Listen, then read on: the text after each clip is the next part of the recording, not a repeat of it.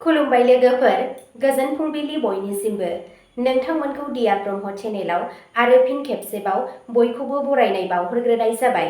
आं दिनै नोंथांमोननि सिगाङाव आरोबाव माखासे सानसेनि खौरां लानानै फैबावलायबाय। आसा खालामो नोंथांमोनहा खौरांखौ खोनासंनानै मोजां मोनगोन। दिनैनि गाहाय रादाबफोराव दङ। गार्जियन मन्थ्रिया चिराङाव सरकारनि मावथांखि आरो दैबानानि साखाफाराखौ नायफामफिनदों। BTCनि मावफुं सोद्रोमाफोरनि बिफानखौ सोलाय-सोल' खालामबाय। गोमानानै थानाय खौरांगिरिनि गोथै सह'खौ धुबुरीयाव दैमानिफ्राय बोखांनो हादों। होखारजानाय हाग्रा हाखौ मावथांखिनि थाखाय बाहायनो हानाय नङा, गौहाटी गोजौ बिजिरसालि। मन्थ्रि चरण बर'आ बाक्सायाव जौगाखां बिथांखिफोरखौ नायफामफिनदों। दिमा हासावआ 446 ग्राम हेर'इन जब्द खालामो, 2 हमजायो। चिराङाव आइजो फरायसाखौ खनले जिनाहारि खालामनायनि अजद फोरोंगिरिनि। रायजो सभानि MP प्रमद बर'आ CIT क'क्राझारनि जेंनाफोरनि सायाव मिरुनिफ्राय मदद बिदों। साहा बागाननि फरायसाफोरनि थाखाय हान्थामेलानि सुबिदा बेखेवना होबाय। पुलिसआ सा 6 सन्देह गोनां खावनाय मटर साइकेलफोरखौ जब्द। दानिया फैदो आबुं रादाबाव। गिबि खौराङावनो दङ। गार्जियन मन्थ्रिया चिराङाव सोरखारि मावथांखि आरो दैबानानि साखाफाराखौ नायफामफिनदों। चिरांनि गार्जियन मन्थ्रि चरण बर'आ जिल्ला बेंगिरिनि मावख'आव मोनसे रिभिउ मिटिं दैदेननानै जिल्लायाव सोरखारि स्किम आरो दैबानानि थाखाय थियारि खालामनाय राहाफोरनि जौगानायखौ नायसंनो हायो। मावख'गिरिफोरा अरुणोदय, गिबि मन्थ्रिनि आत्मनिर्भर आसाम अभियान CMAA, आसाम दर्शन आरो भाइब्रेन्ट भिलेज प्रग्रामजों लोगोसे गाहाय स्किमफोरखौ नायफामदों। सोलिफुबाय थानाय जौगाखां मावथांखिफोरनि सोमोन्दै फोरमायथि होनायनिबो सावरायनाय जायो। बे मेलनि मोनसे गाहाय थांखिया फैबाय थानाय दैबानानि बोथोरखौ नोजोर होनानै थियारि खालामनाय। मावख'गिरिफोरा मन्थ्रिनो रिलिफ लाहार-फाहार, जाब्रबथाय फिन्नाय बिथांखि आरो रायजो-राजानि रैखाथिखौ थि खालामनो थाखाय होबथानाय राहाफोरनि सायाव फोरमायथि होयो। जथुम्मायाव बिबुंथि लाखिनानै चरण बर'आ चिरां जिल्लानि गासै जौगाखांनायनि थाखाय सोरखारि बिथांखिफोरखौ मोजाङै मावफुंनाय, बिथांखिफोरखौ थि समावनो फोजोबनाय आरो बिफानफोरनि गेजेराव साबसिन गोरोबलायनायनि गोनांथिनि सायाव बोलो होयो। नैथि खौराङाव दङ। BTCनि मावफुं सोद्रोमाफोरनि बिफानखौ सोलाय-सोल' खालामबाय। खौरां बिजोङाव मोन्नाय खौरां बादियै BTCनि मावफुं सोद्रोमाफोरनि बिफानखौ सोलाय-सोल' खालामबाय। खौरां बादियै डिपुटि चिफ रिहन दैमारिनो एग्रिकालचार, लेबार वेलफेयार डिपार्टमेन्ट आरो INPR बिफानाव बिबान होबाय। मावफुं सोद्रोमा देरहासात बसुमतारिनो health and family welfare, printing and stationery बिफान होबाय। आरो मावफुं सोद्रोमा बेगम आक्तारा आहमेदनो PHE आरो लटारि बिफानाव बिबान होबाय होनना फोरमायनायखौ मिथिनो मोननाय जादों। थामथि खौराङाव दङ। गोमानानै थानाय खौरांगिरिनि गोथै सह'खौ धुबुरीयाव दैमानिफ्राय बोखांनो हादों। आसामनि धुबुरी जिल्लानि दैमानिफ्राय गोमानाय सासे खौरांगिरिनि गोथै सह'खौ बोखांनो हादों, जायनि जाहोनाव ओनसोलनि सुबुंफोरा सोमावग्लुंदों आरो जिंगा सिदों। खौरां मोन्नाय बादिब्ला गोथै सह'खौ मोन्नायनि सिगां खौरांगिरिया गोबां साननिफ्रायनो गोमाना दंमोन। नखरनि सोद्रोमाफोरा दाबि खालामदों दि बियो बुथारनायनि जाथाय आरो बेनि सायाव गोख्रों नायबिजिरनांगौ होनना दाबि खालामदों। पुलिसआ गोथै सह'खौ बोखांनो हायो आरो पस्टमर्टेमनि थाखाय दैथायहरो। थैनायनि गुबै जाहोनखौ मिथिनो थाखाय नायबिजिरनायखौ जागायनाय जादों। नखरनि सोद्रोमाफोर आरो जायगानि खौरांगिरिफोरा बिजिरनायनि थाखाय दाबि खालामदों आरो बिबानगिरिफोरखौ जाथायनि सायाव मोजां आरो गोख्रै नायबिजिरनो खावलायदों। खौरांगिरिनि नखरा गाज्रि आखु दिन्थिनायनि अजद होदों आरो थैनायनि जाथायफोरनि सायाव गुवारै नायबिजिरनांगौ होनना दाबि खालामदों। ब्रैथि खौराङाव दङ। होखारजानाय हाग्रा हाखौ मावथांखिनि थाखाय बाहायनो हानाय नङा, गौहाटी गोजौ बिजिरसालि। गौहाटी गोजौ बिजिरसालिया बिथोन होदों दि अतिक्रमण खालामजानाय हाग्रा हाखौ जौगानाय मावथांखि एबा गुबुन जेबो खामानियाव बाहायनो हानाय नङा। बिजिरसालिया बुङो दि बे हाखौ हाग्रा हा महरै फोथांफिननांगौ आरो रैखाथि होनांगौ।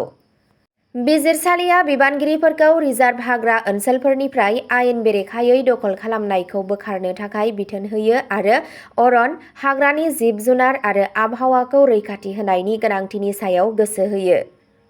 बिजिरसालिया फोरमायनाय बादिब्ला सिनायथि बिलाइ जेरै आधार कार्ड, भटार आइडि आरो मोब्लिब फोनांजाब बिलाइफोरा रिजार्भ हाग्रा हाखौ दखल खालामनायनि आयेनारि मोनथाय होआ। बे बिजिरनायनि गेजेरजों गासै ओनसोलावनो हाग्रा संरैखाथिनि नाजानायखौ गोख्रों खालामगोन आरो फिन आवग्रिफिनजानाय हाग्रा ओनसोलफोरा आबहावाखौ फोथांफिन्नो थाखाय रैखाथि होगोन होनना मिजिंथिनाय जादों। बाथि खौराङाव दङ मन्त्रि चरण बर'आ बाक्सायाव जौगाखां बिथांखिफोरखौ नायफामफिनदों। आसामनि मन्त्रि आरो बाक्सा जिल्लानि गार्जेन मन्त्रि चरण बर'आ मुसलपुराव जानाय मोनसे मेलनि गेजेरजों सरकारनि गाहाय बिथांखिफोर आरो जौगाखां मावथांखिफोरनि जौगानायखौ नायफामफिनदों। मन्त्रि बिथाङा अरुण'दयजों लोगोसे चिफ मिनिस्टार्स आत्मनिर्भर आसाम अभियान गाहाय सुबुं अनसाय बिथांखिफोरखौ मावफुंनायनि सायाव बिजिरना लायो। जिल्लायाव दैबानानि साखाफारा रिलिफ लाहार-फाहार, जिब-जुनार रैखाथि, सावस्रि सिबिथाय, हान्थामेलानि खाबुफोर आरो लामानि इनफ्रास्ट्राक्चारनि सायाव जर'खा नोजोर होनाय जादों। सुबुं मैदेर दाङाबाजिखौ खमायनो थाखाय राहा लानायनिबो सायाव सावरायनाय जायो। चरण बर' बिथाङा बुङो दि गासै बाक्सा जिल्लायाव सरकारनि मावथांखिफोर आरो जौगाखां खामानिफोरखौ मोजाङै मावफुंनो थाखाय सम बादियै नायफामफिननाय सावरायमेल आरो फोथार दावबायनाय हाबाफारि लानाय जागोन। द'थि खौराङाव दङ डिमा हासाव पुलिसआ 446 ग्राम हेर'इन जब्द खालामो, 2 हमजायो। डिमा हासाव पुलिसआ जिल्लायाव फेग्रा मुवानि बेरेखा अपारेशन खालामनाय समाव 446.62 ग्राम हेर'इन जब्द खालामो आरो 2 सुबुंखौ खायो। बे अपारेशना थि संगालि इनपुटनि सायाव बिथा खालामनानै खालामनाय जादों। हारंगाजाव पुलिस थानानि सिङाव थानाय दलयचुंगायाव पुलिसआ गंसे बलेर' पिकआप गारिखौ होबथायो। नागिरनायनि समाव मावख'गिरिफोरा गारिनि फुयेल टेंकनि गोजौआव मोनसे आन्दोनि खथायाव हेर'इन गोनां 36 साबोननि केस मोनो। हमजानाय सुबुंफोरखौ मेघालयनि केपास कासा आरो काछार जिल्लानि स्मल लिंड' होनना सिनायथि मोननाय जादों। पुलिसआ बिसोरनिफ्राय गारि आरो गंनै मबाइल फनखौबो जब्द खालामो। सानैबो दायनिगिरिफोरखौ हमनानै लानाय जादों आरो फेग्रा मुवानि फुंखा आरो थावनिखौ संदाननो आरो जायखिजाया गिदिर लांखारनाय नेटवर्कखौ सिनायथिनो थाखाय आरोबाव नायबिजिरनाया सोलिगासिनो दं। स्निथि खौराङाव दङ चिराङाव सासे फरायसाखौ खनले जिनाहारि खालामनायनि अजद फोरोंगिरिनि। आसामनि चिरां जिल्लानि सासे फोरोंगिरिनि सायाव सासे हिन्जावसाखौ खनले गाग्लोबनायनि अजद होनाय जादों। फरायसानि नखरा दायनिगिरि फोरोंगिरिनि हेंथायै राहा लानो थाखाय पुलिसनो नेमखान्थि बादियै अजद होदों। अजद होनायनि उनाव पुलिसआ जाथायनि सायाव नायबिजिरनायखौ जागायो। बे जाथाया सोलोंथाइ फसंथानफोराव फरायसाफोरनि रैखाथिखौ लानानै बिमा-बिफा आरो जायगानि थागिरिफोरनि गेजेराव गोख्रों जिंगा सिखांनाय सोमजिहोदों।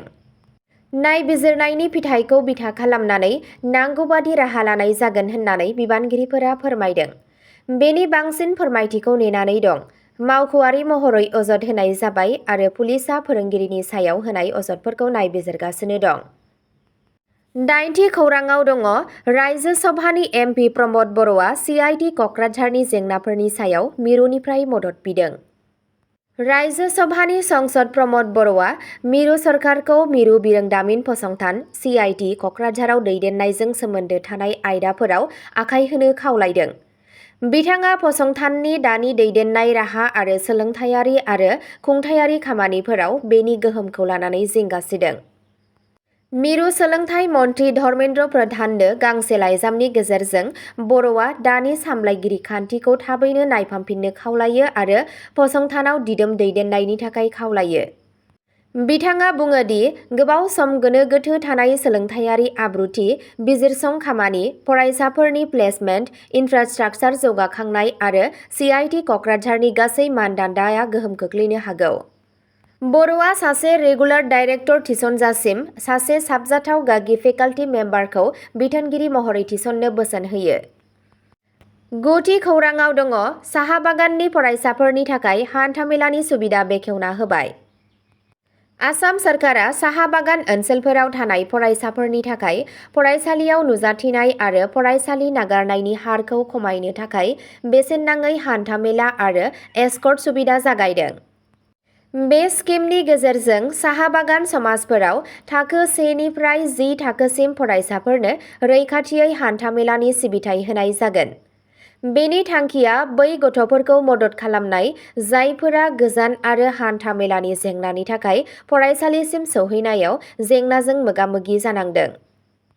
मावख'गिरिफोरा फोरमायनाय बादिब्ला बे हाबाफारिनिफ्राय गं 11 जिल्लानि गं 198 फरायसालिफोरनि सा 9,714 फरायसाफोरा मुलाम्फा मोनगोन। बे हाबाफारिया 10 जुन 2026 निफ्राय 31 मार्च 2027 सिम सोलिगोन। चिफ मिनिस्टार हिमन्त बिश्व शर्मा आरो एजुकेशन मिनिस्टार रनज पेगु बिथाङा बुङो दि बे हाबाफारिनि गेजेरजों हान्था-मेलानि जेंनाफोरनि थाखाय रावबो गथ'आ फरायसालिनिफ्राय बारग'नो हाया। जिथि खौराङाव दङ पुलिसआ मोन 6 सन्देह गोनां खावनाय मटर साइकेलफोरखौ जब्द'। आसाम पुलिसआ 10 जुन खालि नगाव जिल्लायाव मोनसे स्पेसियेल अपारेशननि गेजेरजों मोन 6 सन्देह गोनां खावनाय मटर साइकेलफोरखौ बोखांनो हायो आरो सासे बाइक सिखावखौ हमनो हायो। बे अपारेशनखौ बालिसात्रा सप्तायारि हाथाइ ओनसोलाव दुमदुमिया पुलिस आउटपस्टआ खालामदों। सिग्रोमनाय समाव पुलिसआ बाजाखाथि फोथारनि थागिबि आसिकुल इस्लामखौ हमदों। बिबानगिरिफोरा फोरमायनाय बादिब्ला दायनिगिरिफोरनिफ्राय खावनायनि सन्देह गोनां मोन 6 मटर साइकेलफोरखौ जब्द' खालामनाय जादों। पुलिसआ गारिफोरनि गुदिखौ नागिरनो थाखाय नायबिजिरनायखौ जागायदों आरो मोनसे गिदिर खावनाय नेटवर्कआव लोब्बा दं ना गैया बेखौ मिथिनो थाखाय नायबिजिरनायखौ जागायदों। दायनिगिरिखौ सोंथि खालामनाय जादों आरो पुलिसआ बुङो दि नायबिजिरनाया सोलिबाय थानाय समाव आरोबाव गोबां हमजानाय आरो बोखांनो हानाय जागोन। अब्ला दिनैनि खौराङा एसेनोसै। नोंथांमोनहा सानफ्रोमबो फुंबिलि समाव बेबादिनो गोदान खौरांनि आपडेट मोननो थाखाय चेनेलखौ साबस्क्राइब खालामनानै लादो आरो खौरांखौ खोनासंनानै मोजां मोनोब्ला अन्नानै लाइक, शेयार आरो कमेन्टबो खालामनानै होलांब्लानो जाबाय। गोजोन्थों।